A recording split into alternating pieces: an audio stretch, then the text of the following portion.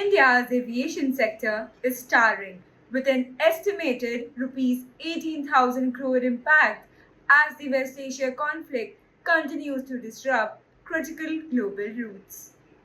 A report by the Economic Times of India highlights how Indian carriers have been forced to avoid key airspaces over countries like Iran, Iraq, and Israel, countries that have been critical and play a significant role in the India Europe and India North America air travel.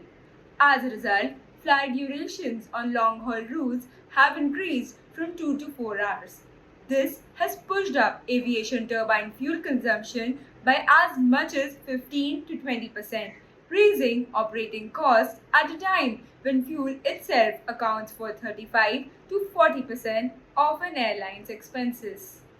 The conflict comes as a blow as Indian airlines like Air India and Indigo were already facing high crew and maintenance costs due to longer flying hours along with reduced aircraft utilization.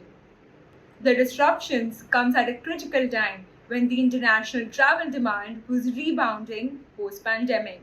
Load factors on affected routes have started softening, with ticket prices rising due to limited viable routes and higher cost. Beyond airlines, the tourism sector is also taking a hit, with both inbound and outbound travel expected to slow down amid uncertainty and rising fares.